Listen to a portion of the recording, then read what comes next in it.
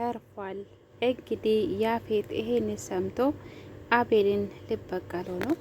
አቤል እንግዲህ ለያፌት ዘመድ ነበረ። ቢሆንም ግን ከያፌት ብዙ ችግሮች ስላለበት ምክንያቱም እናቴን እንኳን አከብራትም የሰርጉ ቀን እንኳን ከሌሎች ሰዎች ጋር እኩል ነው የነገራት ብሎ ቂም ይዞበት ነበረ። በዛ ምክንያትም ያፌትን ወቅቶ ነበረ። ቢሆንም አሁን ግን እንዴት መንገዴ ላይ ቆመብኝ፣ እንዴት ቢኒ እኔ ነበር መጉዳት ያለብኝ ብሎ አቤልን ልጎዳው ነው ማለት ነው። ያፌት እንግዲህ አንዴ ደግሞ የሆነ ነገር ሰላም ቤተሰቦች ደህና ናቸው? ሰላማችሁ ይብዛ። እግዚአብሔር ይመስገን። ሐረግ ድራማ ክፍል 89 ተለቋል። ከብታችሁ ይዩት። እንግዲህ ቢኒ ታግቶ ነበረ። አሁንም ግን እንደታገተ ነው። ቢሆንም ግን በህይወት እንዳለ ተናግሯል። አቤል ነው ያገተው እና በህይወት አለ። ተመስገን ነው። ጽዮን እንግዲህ ታብድ ነበረ። ቢኒ የሆነ ነገር ቢሆን ጽዮን በህይወት አትኖርም ነበረ። ከቤዛ ጋራ ያልፈለጉ ቦታ አልነበረም። መጨረሻ ላይ ግን በስልኳ ላከለት። በራሱ በቢኒ ስልክ ቀርጾ ያው ታውቃላችሁ ደብድቦታል።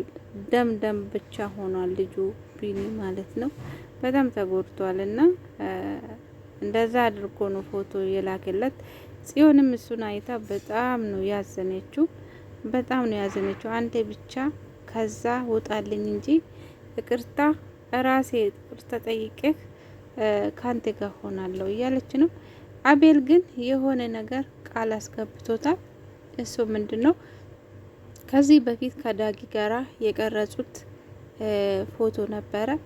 ያ ነገር ዳጊ ስለገር ቀረጸው ያ ቪዲዮ እንድታጠፋልኝ ፈልጓል ብሏል። እሱ ያ ቪዲዮ ደግሞ ከያፌት ጋራ የሚያያዝ ትልቅ ምስጢር ነው። ያፌት ወቅቶ የነበረ ጊዜ ነው። ዳግን ለማስፈራራት ነው ይሄ ነገር የተጠቀመ ይሄ ቃል እና አሁን እኔ እንደወገው ታውቃለህ፣ ግን ደግሞ ሄጄ ዳጊ ነው እንዲያደረገ ክብል ማን የሚያምን ይመስላል የሚል ድምጽ ነበረ። እሱ ያፌት በሰማ አቤልን ያው ታውቃላችሁ ምን እንደሚያደርግ። ለዛ ነው አቤል አሁን ያ ቪዲዮ እንድታጠፋላት ይፈልጋል። እንደ ሌላ ደግሞ በቃ የኔ ፍቅረኛ ሆነሽ እንድትቀጥይ ይፈልጋል። ሁለተኛ እንዳታስቸግሪ ቃል ግቢልኝ፣ ከዛ በኋላ ቢኒ እለቅልሻለሁ ብሏታል። እሷም ደግሞ እሺ ብላ ተቀብላለች። ያው ቢኒ እስከሚለቀቅ ብቻ ለሱ እየተገዛች ትኖራለች ማለት ነው ጽዮን። ከዛ በኋላ ግን እሰራልሃለሁ እያለች ነው። ብቻ አሁን ግን ትልቁ ነገር ያፌትም ስለሰማ አቤል እንግዲህ በመሀል ምን እንደሚሆን አይታወቅም። በዚህ ቢኒም ድኖ ከወጣ ወደ ራሱ ከተመለሰ ከተሻለው አቤል በራሱ በእጁ ይገለዋል። የምር አይምሮውም እና በአሁኑ ሰዓት አቤል ያደረገው ነገር በጣም ከባድ ነው። ቢኒ በጣም ተጎድቷል። አቤል እንግዲህ እንደዚህ ስላደረገ ብቻ ጽዮንን አያገኛትም። ምክንያቱም ጽዮን የምትወደው የምታፈቅረው ቢኒና ቢኒ ብቻ ነው። ያ ጊዜ የታመመች ጊዜ ራሱ ቢኒ ለሷ እንደ ፍቅረኛ ሆኖ ነው የቀረባት። ግን እስከ መጨረሻም ደግሞ ፍቅራቸው ቀጠለ። ኤፍራታ እንግዲህ እድለኛ ናት። ያ ጊዜ ይሄን ሀሳብ ያመጣችው ኤፍራታ ናት። ቢኒ ከኛ ስለሚለይ እሱ እንደ ፍቅረኛ ቢቀርባት ምናልባት ጽዮን ወደ ራሷ ልትመለስ ወይንም ትዝታ ሊመለስለት ይችላል ብላ አስባ ነበረ እና መጨረሻው ግን ያ ናታን ፈርቶ ነበረ።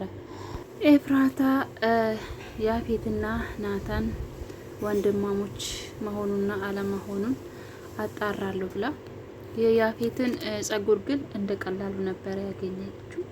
የናታን ጸጉር ደግሞ እንደ አጋጣሚ በመበጥሪያ ላይ አግኝታለች። አሁን የቀራት ምንድነው? ዶክተር ጋር መሄድ ነው። ብርም ደግሞ አግኝታለች። ግን ደግሞ በር ላይ ነው ተጥሎ ያገኘችው። እኔ ግን እንደሚመስለኝ ያፌት ሊፈትናት በር ላይ የጣለላት ይመስለኛል። ብቻ አላቅም። ሌላ ገኒ ነው በጣም የምታሳዝነው። ገኒ እኔ በጣም አሳዘነች። ምክንያቱም ገኒ እንደዚህ መሆን አልነበረባትም። ገኒ ሰውን አትነካም። ያው ሉሊት ብዙ ጊዜ ገነትን እንደዚህ ጣምዳ ያዘችው ስለ ሉሊት ሁሉንም ነገር ስለምታውቅ ነው። ከልጅነቷ ጀምሮ እስከ ዛሬ ምን እንደሆነች ስለምታውቅ ነው። እና ለዛ ነው እንደገና ደግሞ የቤዛ እናትም የገደለችው ሉሊት ስለሆነች። ግን ደግሞ ይሄ ነገር ገኒ በጣም ታውቃለች፣ በደንብ ታውቃለች። መረጃ አታ ነው እንጂ ለፖሊስ ተሰጥቶ ነበረ። አንድ ቀን እኮ በዚህ እናትሽ ብትኖር አንቺ ለውጥ እንደዚህ ብታይ ትደሰት ነበረ። ምን ይደረጋል፣ በአንድ ክፉ ሰዎች እናትሽ ህይወቷን አጣለች ስትል በጣም ደነገጠች ሉሊት። ስለዚህ አንድ ቀን ይሄ እውነት ይወጣል። ያ ቀን ደግሞ ቤዛ በእጇ ሉሊትን ትገለዋለች። እና እንደዛ ነው ቤተሰቦች። ብቻ የፍራታና የናታን መጨረሻ ምንድን ነው? እንደዚህ ነው የሚቀጥሉት? የፍራታ እንደ አያችሁት በጣም ነው እስካሁን ናታን የምትወደው። ያፌት ግን እንደዚህ የሄደችው ነገር ጥሩ አይደለም። ራሷን እየጎዳች ኤፍራታ ያፌትን ማግባት አልነበረባት። ምክንያቱም አሁን እንዴት ትወጣለች ከዚህ ወጥመድ ውስጥ? ያፌት እንደሆነ ይሄው እስከዛሬ አልታሰረም። ያፌት እስር ቤት አስገባለሁ፣ የሱ ደካማ ጎና አይቼ ሴቶቹንም አስወጣቸዋለሁ ብላ ነበረ። እስካሁን ይሄው ፖሊሷ ሄዋንም እስካሁን እዛ ውስጥ እየተሰቃየች ነው። ማንም ሰው አልደረሰለትም። እስኪ መጨረሻው ምንድነው? ጭካኔ በዛ እኮ እዚህ ድራማ ውስጥና ኤፍራታም እዛ እየተሰቃየች፣ ናታንም ደግሞ እሷን እየወደዳት ግን ደግሞ በውስጡ እንደዚህ አምቆ ይዞታል የእሷን ፍቅር።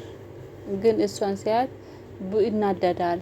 ኤፍራታም እንደዛ ትደነግጣለች። ሁለቱም እያስመሰሉ ነው እንጂ ሁለቱም ይዋደዳሉ። መጨረሻቸው ግን መቼ ነው አንድ ላይ የሚሆኑት? ያፌት መቼ ነው ወደ ህግ መቅረብ የሚችለው? ይሄው እንዳያችሁ እስር ቤት ገባ፣ ወጣ፣ አበቃ። ይሄ ነው እና እንደዛ ነው። እና አሁን ደግሞ በጣም ያስደሰተኝ ነገር ውስጥ ቤዛ ባል ማግኘቷ ነው። ይሄ ሰው ትክክለኛ ባል ይሆንለታል ብዬ አስባለሁ። እሱም ብዙ ነገር ያየ ሰው ነው፣ ስብራትን ያየ ሰው ነው፣ አባትን ያጣ ሰው ነው እና ልቡ ተሰብሯል። እሱ አንድ ላይ ሲሆኑ ደግሞ ምን አይል ዱሮ የተሰበረችው ነገር ሁሉ ትረሳዋለች። በእርግጥ ያፌትን ብዙ ነገር አድርጎታል፣ ተጫውቶበታል። እንደገና ልጅ አስረገዛት፣ ብዙ ነገር ሆነች። በናታን ፍቅርም ደግሞ ተሸነፈች። በዛሬ ቀን ደግሞ ይሄ ነገር ስላገኘች እኔ ቤዛ በፊት ታናድረኝ ነበር፣ ግን አሁን በጣም የምታሳዝነኝ። አሁን ትልቅ ትሆናለች፣ ከሉሊትም በልጣ የምታስብ ልጅ ናት። እና እንደዛ ነው። መልካም ሰው ልጅ መልካም ሲሆን መጨረሻውም ጥሩ ስለሚሆን የቤዛ ነገር ጥሩ ሆኖ ተገኘ። እኔ በጣም ነው ደስ ያለኝ ማለት ነው ውዶቼ። ቢኒ እንግዲህ ወጥቶ በሰላም ወደ ቤቱ ተመልሶ አቤልና ያፌት ሉሊት እነኚህ ሶስቱ እስር ቤት ገብቶ አንድ ቀን ማየት ነው የናፈቀኝ። ምክንያቱም እስከ መቼ ነው ሰዎች ላይ እየተጫወቱ የሚኖሩት?